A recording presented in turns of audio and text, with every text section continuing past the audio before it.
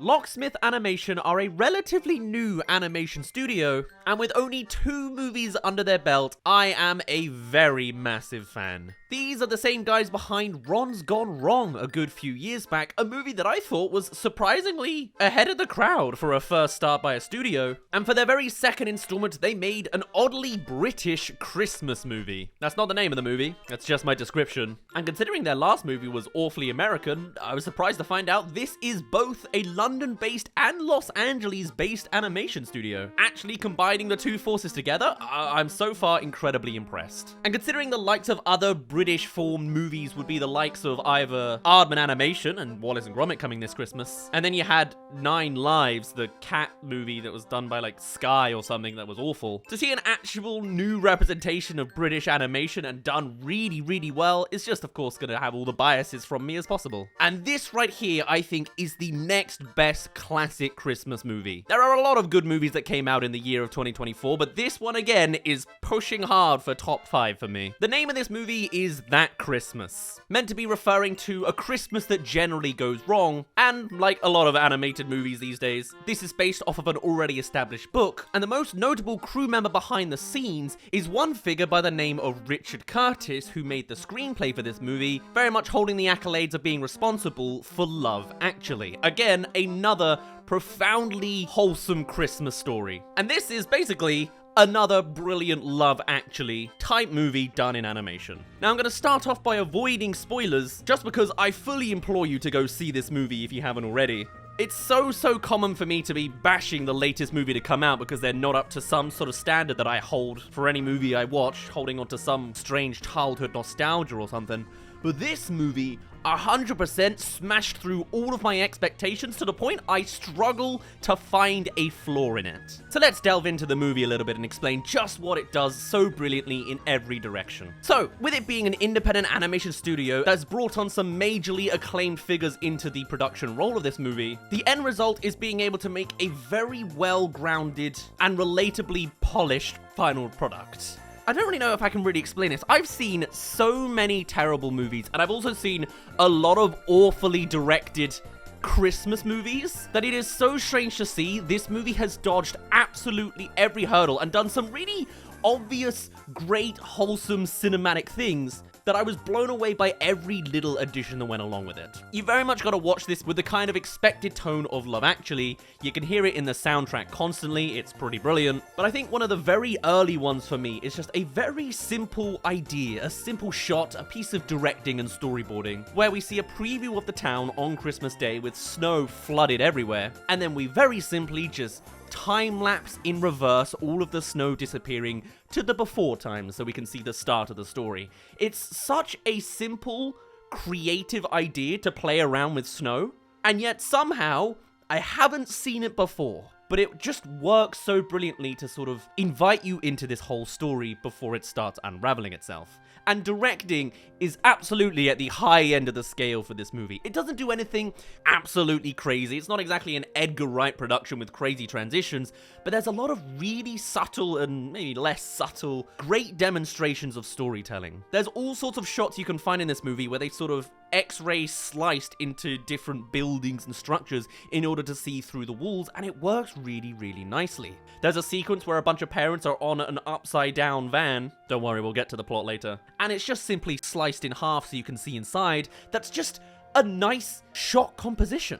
And if you somehow didn't notice the moment you were watching, because hey, it's possible, sometimes it's a little bit more overt, like having a Sims-esque perspective where you can see through the rooftops of the buildings into everybody's bedrooms, and then as the camera zooms out, it closes in as if you've stopped culling the environments on the in-between. It's video game logic that I really, really enjoy, and it's satisfactorily paid off further by actually closing it as the camera gives it some distance. And I'm sure there are all sorts of directorial examples that I haven't noticed and haven't put down in my notes here. So in the background of this footage, you're going to see all sorts of shuffled clips that, hey, keep an eye out, there's probably going to be some nice prowess on the in-between. And all sorts you won't notice, the sound design is brilliant as well. They do some diegetic and non-diegetic sound transitional things. It all works out brilliantly. I just have gushes of praises to say.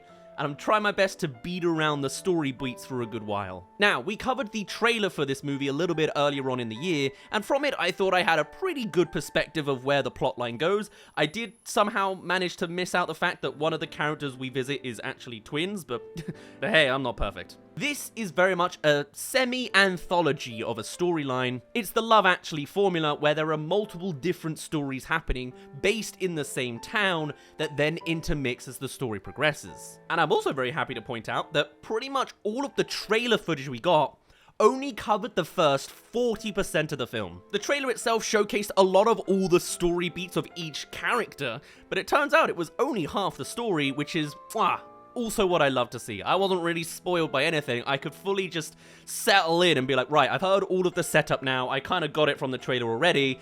Here's another hour to really sink your teeth into. That's fantastic. And it is a real showcase of good writing to see an ensemble cast done well. Because I've always bashed ensemble crowd work in terrible movies, because I've seen so many terrible movies that bloat their products with way too many characters. In this, there are a lot of characters, but it works out well in being able to turn some of them into very simplistic characters with one kind of joke that's very enjoyable, like a kid consistently whacking himself in the nose and saying youch. Whilst other side characters are just sort of given a general personality of always doubting or being grumpy the whole time, or at least having one brief moment to shine for each of their personality traits, whilst really focusing on several main characters in the storyline in a way that's really not too overwhelming. Because when you think about it, there should be way too many characters. We've got a main character in a boy who feels lonely for Christmas, who also has his mum and a teacher involved in his storyline. You've got plotline with twins, so two more characters, and technically their two parents are there. And then you've got a whole group of children. I can't remember how many there were, 4, 5? With there mainly being a main character Bernadette and little sister Eve. And then you've got the parents to all of these children, which I think as well is another 4 or 5. So that's 11 characters I count already, and then there's all sorts of characters on the in-betweens generally established to the town. You've got an evil-sounding farmer, the lighthouse old man, Santa Claus himself, and a reindeer that speaks. That's like 15-ish characters.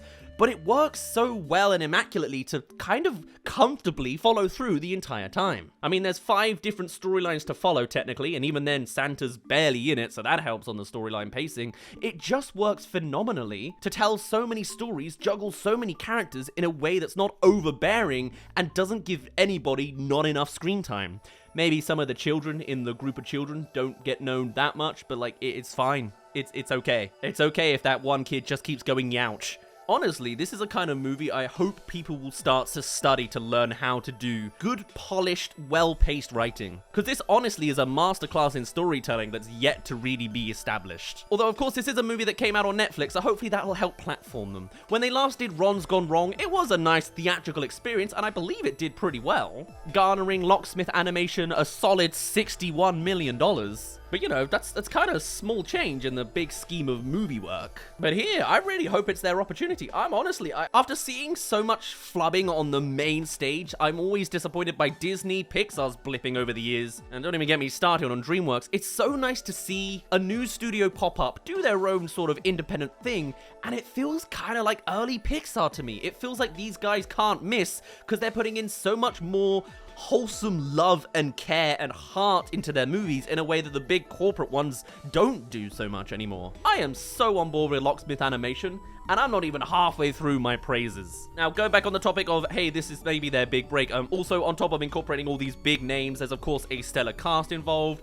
Bill Nighy plays a guy called Bill, and that chuckles me to an irrational degree. You've also got all sorts of other celebrities hopped on in the cast, including Brian Cox, Jodie Whittaker, Rhys Darby, Fiona Shaw, Katherine Parkinson. It's really just well stacked. And of course they got Richard Curtis along as well, clearly people that know what they're doing. And it's also got an original song from Ed Sheeran in there. The song was alright, I'm just not crazy on the genre of music. But hey, it has a lot of heart behind it, nothing like a lovely Christmas song about loneliness. But yes, that's another thing that really breaks it apart from a lot of Christmas movies. While so many terrible Christmas movies especially focus so much on either the action or Santa or presents, this movie really nails down the heart and the wholesome behind Christmas. I mean, Christmas in Britain in general is a lot less of a Christian experience, and that very much does reflect in how this British movie decides to tackle the whole story. I mean, to be honest, they start up with a very woke version of Nativity, which is, you know, I wonder if that will get any the murmurs and grumbles over on the Netflix world. But even still, each storyline focuses on a different kind of trait of Christmas and the messaging and thematics behind it, whilst also all wrapping it together in a lovely little bun. The main boy character, Danny, is focused all about the loneliness for Christmas and having no family necessarily around for the main day. The twins are more centered around who's naughty and who's nice and doing what's right and the good deeds and caring for each other kind of element of Christmas. And then the group of kids are all about the fun party side of the Christmas experience, as well as all bundling together because, you know, it's a party in the group. And a little bit of that loneliness factor of the parents aren't there,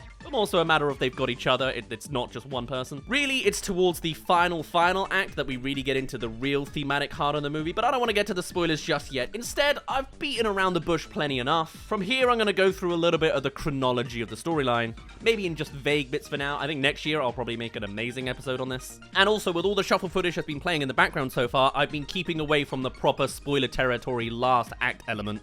So basically what you're watching is just the extended version of the trailer footage. Enjoy if you haven't already.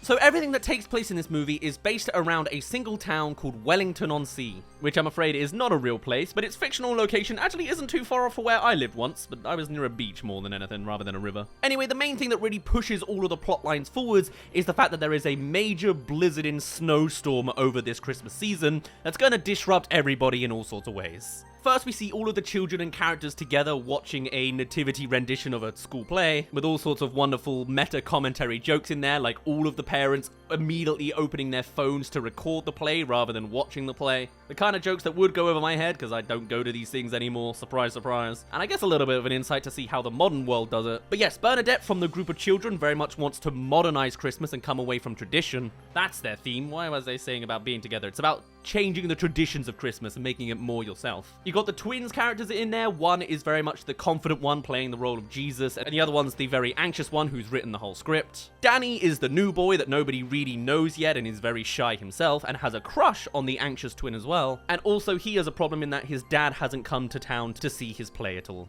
Hey there, thank you for making it halfway through this video. Come along and subscribe if you want to keep up with new animated movie reviews, and I'll let you get back to the second half of our review on Last Christmas. Again, very curious to see how this nativity scene is received. They make 2 dead baby Jesus jokes in one show. It's very impressive. The next day, the snow has blown in, so everyone gets a school day off. Danny isn't told because his mum has already left to do their early shift as a nurse, and so ends up spending a day with the teacher and getting a little bit closer to her. She's going to be that kind of classic, sad side character we come to learn later on. Meanwhile, everyone else is just enjoying their snow days to different degrees. The evil twin doing naughty deeds, and the group of kids playing around, really. There's also a little extract from the narrator doing a very Love Actually thing of, instead of talking about Heathrow airports like in that movie, talking about how Christmas is like an emotional magnifying glass. If you feel lonely and sad, you'll feel more lonely and sad at Christmas, and vice versa. Starting to lead into the more thematical core of what Christmas is, not as a religious event, but as a communal activity, a feeling.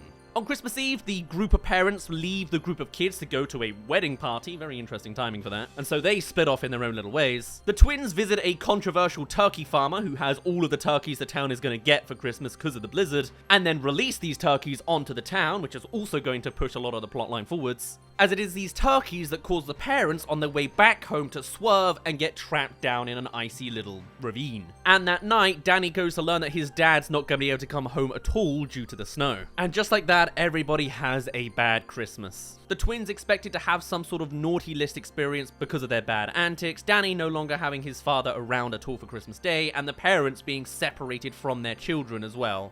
Over on that side of the story, Santa warps through with another new magical version of himself where he can whip out a sack and then it develops a name tag and then he gets a present and magically and it just sort of shoots it out. I guess his imagination makes it happen, giving everybody all sorts of brilliant presents. Danny gets a quad bike, the kids get a whole set of toys and things to do a non-traditional version of Christmas, and the twins have a slight screw up as the evil twins given the good stocking and the good twins given no presents in their stocking, to which she then secretly swats them around to make a good deed before Santa discovers that there's been a mishap and then gives the evil twin more good presents because of the mistake they made before. However, while the presents are nice, there is another element that still doesn't make everything absolutely perfect, as on the Danny side of things, while his dad's not coming at all, his mum again has to go out for an early shift on Christmas Day as a nurse in order to look after the lighthouse man's mum, who's very much near the end of her life. So Danny again has a very lonely Christmas, choosing instead to lean on the teacher for some company, who oddly enough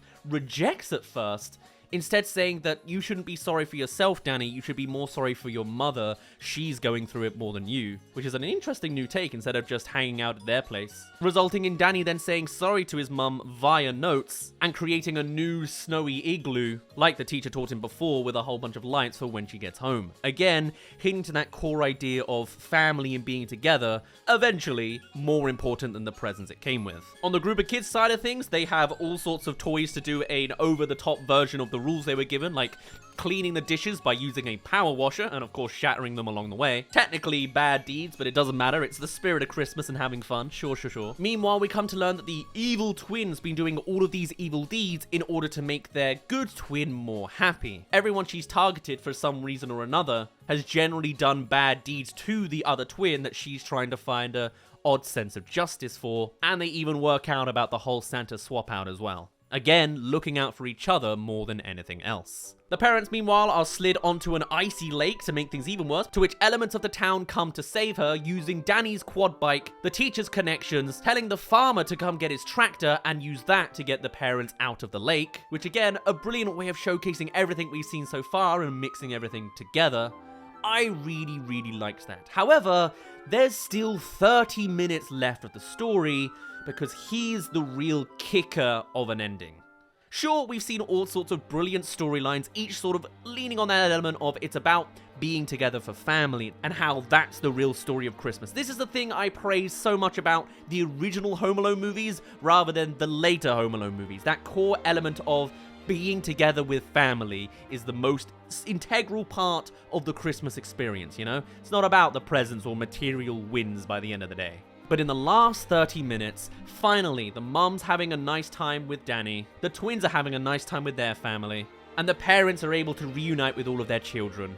But we come to find the littlest girl, Eve, has walked out chasing after the turkeys. The day is getting dark, the blizzard is getting bad, and the littlest child is missing. And so, on the grandiose scale that little Wellington-on-Sea can do, the entire town is pinged to make the next move. The teacher is mentioned on WhatsApp to get their connections, the kids are all told to DM each other, the whole town is alerted to Evie being missing, and so they all go on a town-sized group search. It's a Spider-Man moment of the whole town coming together as one giant community for a final action. So of course every character and every element all comes together. Danny's there on his quad bike, the twins are out there with their family looking. They end up joining Danny on the quad bike, and even going to the main lighthouse that has been a little element throughout this entire story. It helps bring Santa in the first place. It's hosted by the guy whose mother's being helped by Danny's mum, and also is a guy who's been trying to make town events this entire time, but cancelling them because of the blizzard.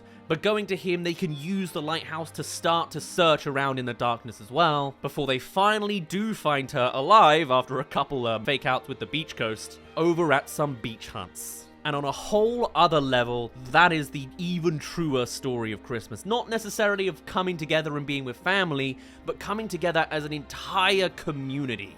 It's the kind of Spider-Man story I'm surprised I haven't seen more in Christmas movies, and is the perfect escalation you can possibly get for a story as contained as Wellington-on-Sea.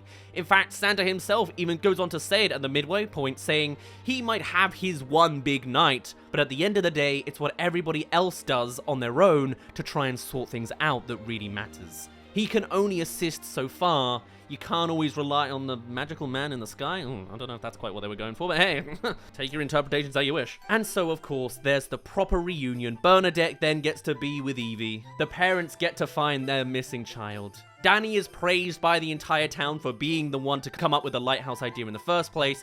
Goes out of his way to ask out Sam, the anxious twin, in front of everybody, which is incredibly brave if you ask me. And then that's the true ending of that Christmas. It wasn't about the presents, it wasn't about Santa, it's about being with the person you love. And the way they really bring it down as one nice little extra way is with Santa giving praises for the fact that they were able to give his good friend Bill, Lighthouse Bill, who's been helping guide Santa at the start of the movie, one last Christmas with his own mother. It's a bit of a background story, but it's just an extra nice element of really bringing everything together, the real heart and soul behind the Christmas holiday, encapsulated in this independent, one-off animated movie. And to really kick it off, there is one final Christmas event that Bill is able to have happen. He doesn't have to do it alone. The whole town joins for a Christmas swim on the coast. Yeah, I'm not gonna do that.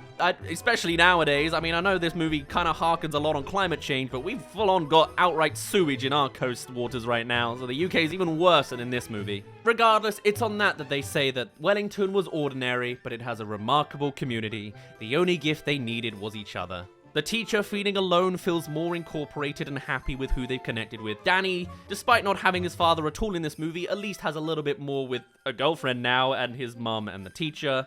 And everybody else all has their family properly bonded over this slightly dodgy Christmas experience, which as well is one of the main points they wanted with this movie. It's about not a perfect Christmas. Sometimes you have really bumpy Christmases, the one you always refer to as that Christmas. Mission accomplished. Evil twin is officially nice with a little badge hidden in their stocking. Everyone gets hypothermia and probably needs to have a good bath after that sewage water. And we end with Santa flying away in the skies, of course. Technically, with a shot that's in the trailer. There is one shot in the trailer that's the very, very last line, basically, of this movie. But hey, otherwise, it dodged all the spoilers, and I am beyond happy with the final result. This movie came out exactly as I wanted it to. It just has heart and soul, man. Is that too much to ask for movies these days?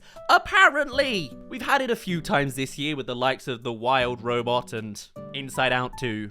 But somehow it's apparently quite rare. Maybe it's just because I watch terrible movies for a living. Either way, Locksmith Animation I was a big fan of after Ron's Gone Wrong, and they've absolutely smashed it out of the park this time round as well. I cannot wait to see what they come up with for their third installment. I am Locksmith Animation's biggest fan as far as I'm concerned. And hey, it does kind of look like Ron's Gone Wrong. You can see the art styles there. It's to the point I struggle to find a single real complaint for this movie. The directing is nice, the characters work brilliantly. I love the little elements of how they all mean to mix together. I'm a big fan of Hoodwinked. I love when they do that kind of stuff. The jokes are pretty decent. I was laughing a good chunk of this movie for all the meta commentary stuff. The soundtrack was great, the story was brilliant, but the real heart of this movie is so on their sleeve. It is so fantastic. I can't wait to do a full, lengthy, chronological breakdown of this as an amazing episode. But for now, this is just our reactionary day one review of Locksmith Animation's That Christmas. If you haven't watched it already, honestly, my spoilering words have not given it justice. Go see it for yourself to see the perfect execution of everything I've said. I couldn't rate it very much higher than this. For now, though, my name's been Daz. Thank you very much for reaching the end of this video. Do tell me your thoughts on That Christmas. Is it just me? Am I just a sucker for good Christmas spirit? I'd love to hear your thoughts down below, and I shall see you in a little bit.